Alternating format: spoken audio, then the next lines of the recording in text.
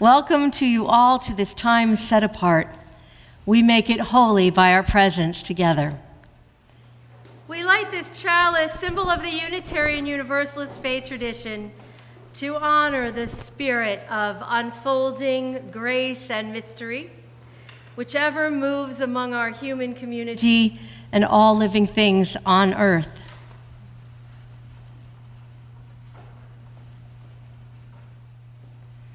And to that, we add two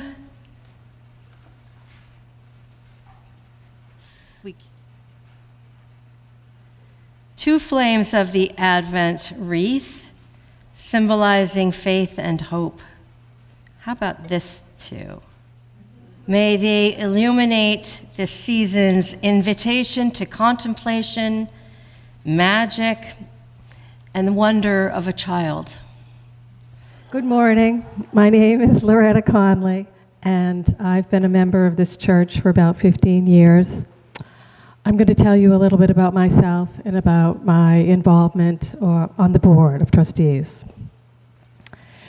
So my husband and I, Cliff Charney, live in Swampscott, and Cliff was raised in the Jewish faith, and I was raised in the Catholic faith. So this was a good spot for us to raise our daughter. Our daughter Meredith went through the RE here, and she went to 2 GAs, and she really enjoyed it. And she's actually thanked us for raising her in the Unitarian Church. She found it to be quite interesting and eye-opening. So we have found many like-minded friends in this congregation, and we've been very active in the church over the years, serving on many communities and boards and so forth. So I'm on the Board of Trustees, and we meet monthly. Our business is we have a report from the minister each month, and we review all types of committee work and ministry teams, the fiscal management of the church, and a number of different items that come up to us. In the last 2 years, of course, COVID was a very time-consuming and unexpected development, so that took up a lot of our time. And certainly the Stanley School project was unexpected, and it has been a difficult issue for us to deal with.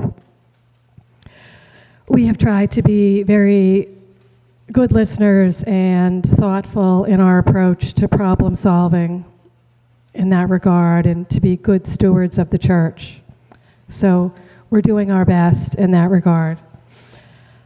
I think our biggest challenge at this point is how to create community at a time when less and less people come to church. So I would invite you to get involved with the board. I have found it to be a very rewarding experience. I have gotten to know my board members and better, and I've really enjoyed our conversations and our thought process and our ability to resolve issues. So it has been very satisfying, and the church needs you. As the saying goes, you get more than you give. Thank you.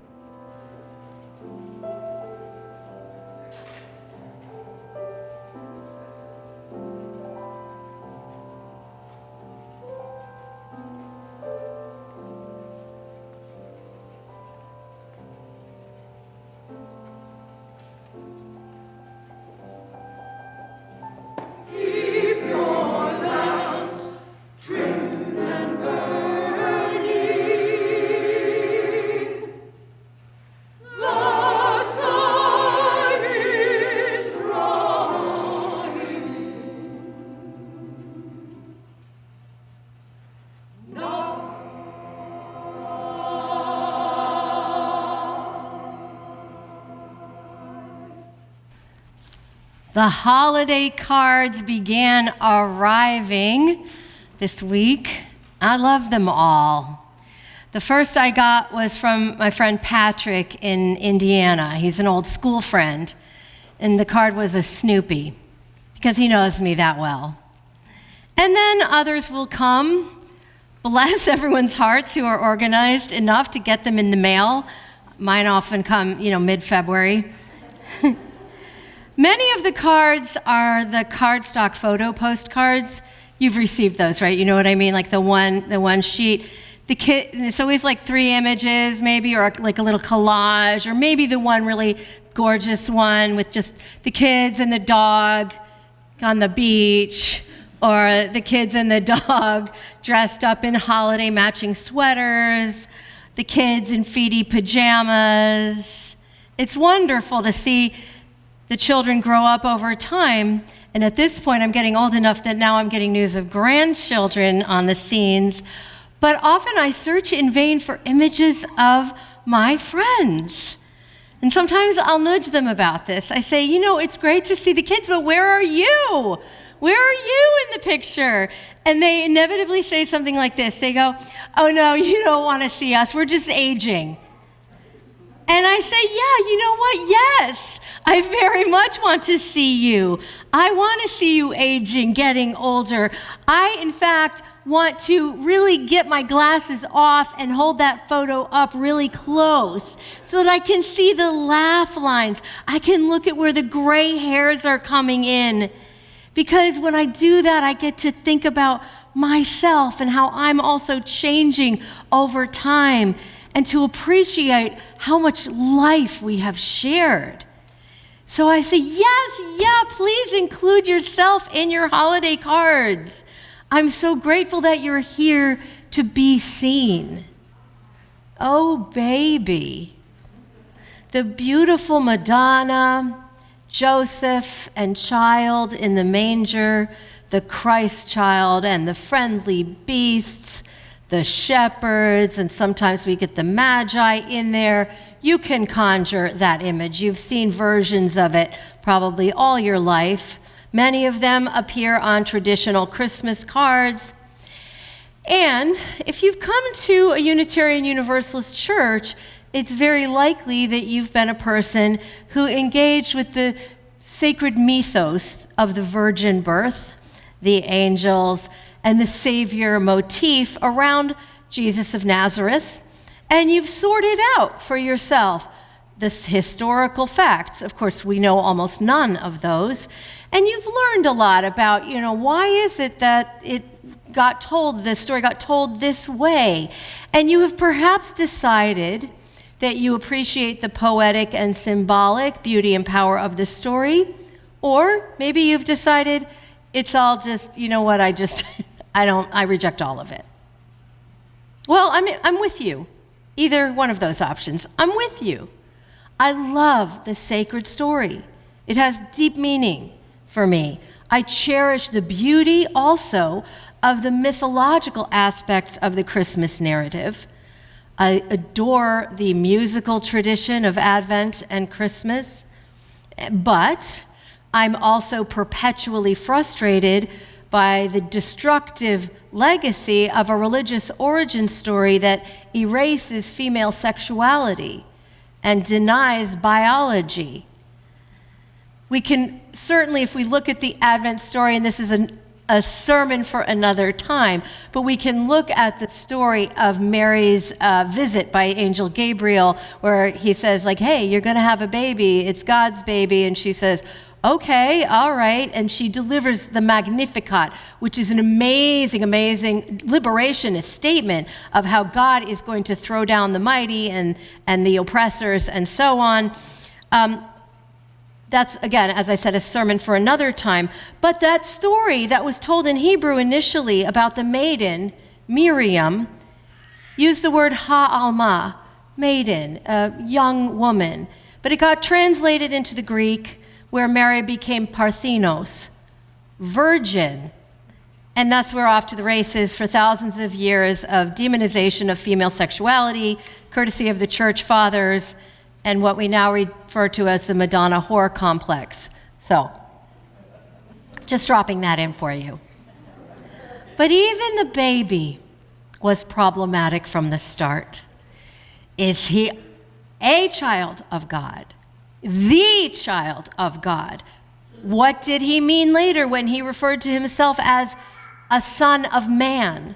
Because that's how Jesus referred to himself. What about the word Messiah? Messiahs don't get crucified. How divine was he?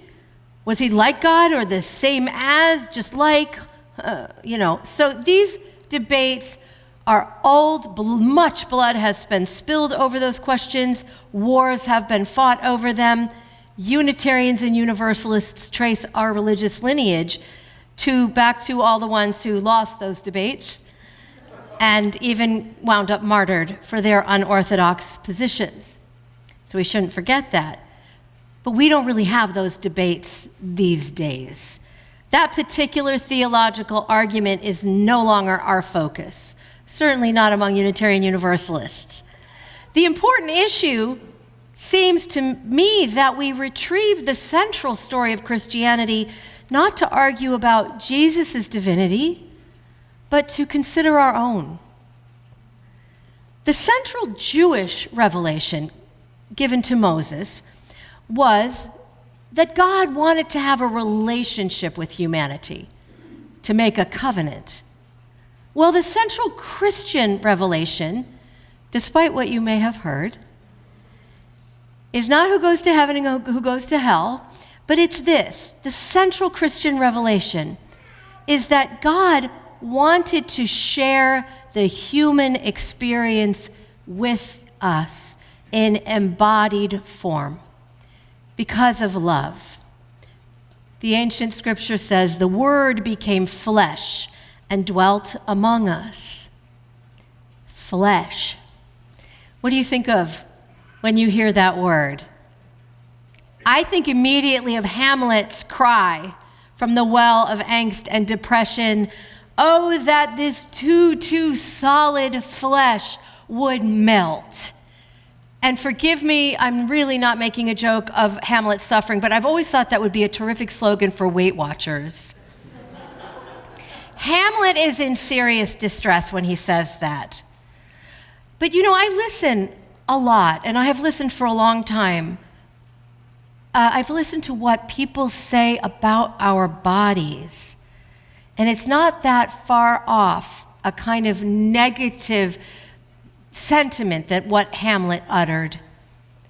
It's not very body-loving, our conversations about our bodies. I don't often hear something like, look how precious and beloved I am in this condition, at this age. Look at how precious and beloved that other person's body is. What is there instead? Critique, plans constantly for improvement. I look like this, but I want to look like this. Objectification of other people's flesh, of their size, their shape, their age, their appearance, their ability, held in constant judgment. Francis of Assisi called his body brother ass, an affectionate nickname that poked fun at the earthy suit he was forced to wear, as we all wear our own. Francis lived in the 13th century, but by that time already in the Western world, the dualism between body and spirit had already been well established, and I think you know which one was considered superior, right? It was the spirit. And you may think, well, that's Christianity's fault.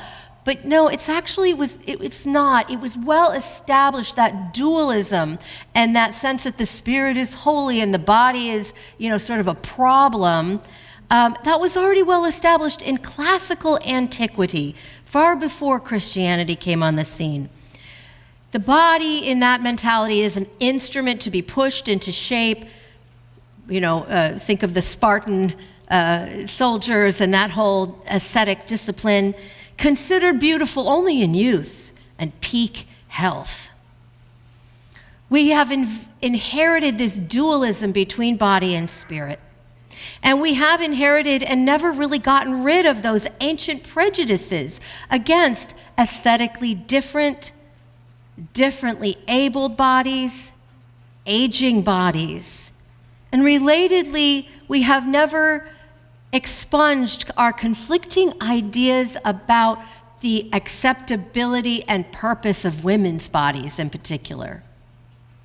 So many people who have carefully interrogated their theological ideas and weighed the worthiness of aspects of the Christmas narrative, they've never interrogated their own wholehearted beliefs about what the human body should look like, what size it should be, how well it should work, even though those preferences are also a direct inheritance from Western orthodoxies.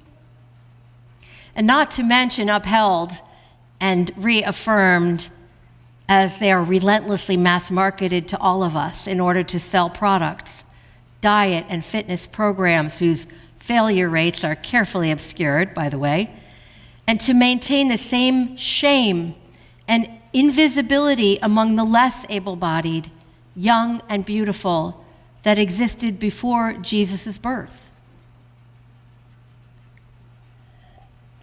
A group of about 17 or so of us, all 55 years and older, met twice this past November in a class I called Aging Bravely, where we took an honest look at the kinds of messages we internalize about our bodies. And here's what I asked the participants. What kind of relationship and conversations do you have with your body? Pay attention to that in coming weeks.